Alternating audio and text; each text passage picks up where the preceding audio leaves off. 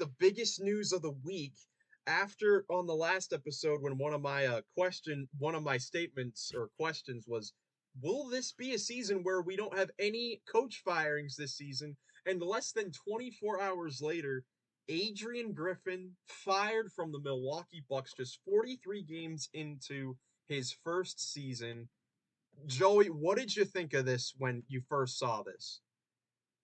I got to give a shout out to Jackson, our buddy. He was the only one that called it. He called that, nailed it right on the coffin. Like, it was. I did not expect it to be like that, and even I've lived through that because being a Cleveland fan, the only other coach to have like a better record or just as good of a record as Adrian Griffin did in his first year or in a season halfway through was David Blatt back in 15-16. Like, Yeah. I did not expect it to be that, but looking at the numbers, the writing was kind of on the wall. It was like I've been saying it the most over the last few weeks how the Bucks, like, with the way they've been playing, like, I don't see them as much of a threat because of how badly they've been playing. And I've got some defensive numbers in the month of January, bottom 10 in a ton of huge categories, and they had the third worst defensive rating in January before the firing, 24th in the league in opposing paint points, 24th in fast break points. They gave up the 23rd, I guess the seventh worst offensive rebounds, and they were 30th in turnovers forced. They were not forcing turnovers, worst in the league in January, and they were just slowly getting by because of their offense, because their offense has been great. That has not been the problem. It's been their defense. And that's something like I know obviously they fired Adrian Griffin, but like when you talk about defensive stuff like that, you're looking towards your leader who's a former MVP, former defensive player of the year, former NBA champion, Giannis Antetokounmpo. And even though they're trying to like figure out, and they did bring in a new coach, and they're bringing out because again they had an interim lined up, but hours later it was, oh yeah, we're bringing in Doc Rivers. Yeah, Doc Rivers. But I think you got to put a little bit on Giannis, a little pressure on him. He's got to get this team ready to go. He has got to lead.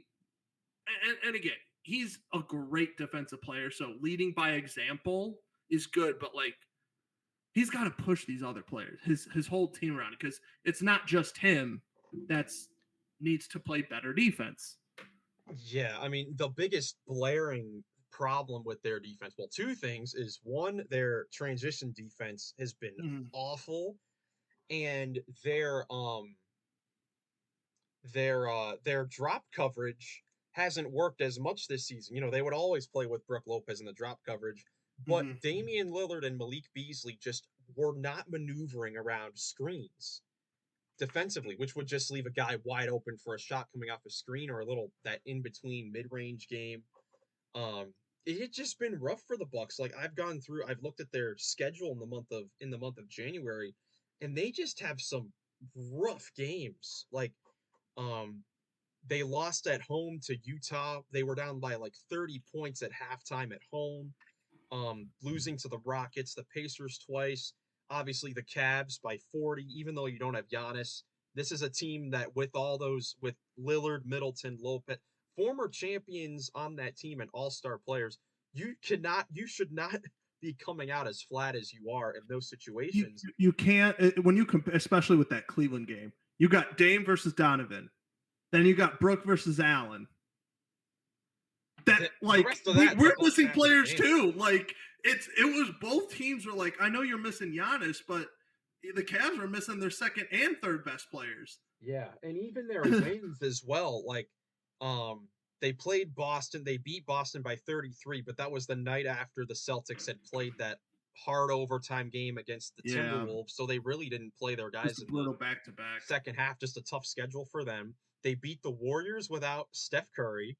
They beat the Kings on the Damian Lillard game winner where they nearly blew the game. And then the big thing was on Sunday or what might have been Saturday and Monday. Yeah, Saturday and Monday. They played 2 straight games in Detroit against the Pistons, and they were both close the Oh my whole way. gosh. Yeah.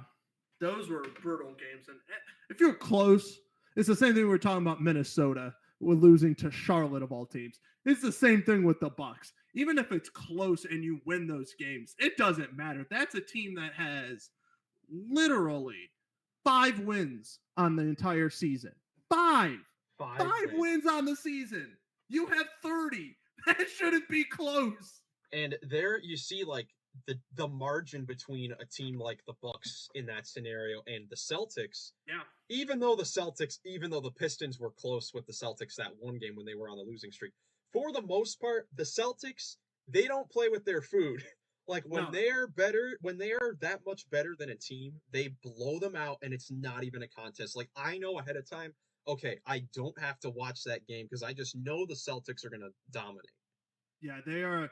The Bucks have definitely, especially recently, have been a team that plays down to the competition and doesn't. And they play up to the competition, like you said, when they play the Celtics, even though it was a back-to-back and they blow them out. Like they played up to the competition and even surpassed it. But when you play down to the competition, and when you're talking about championship teams, that does not work.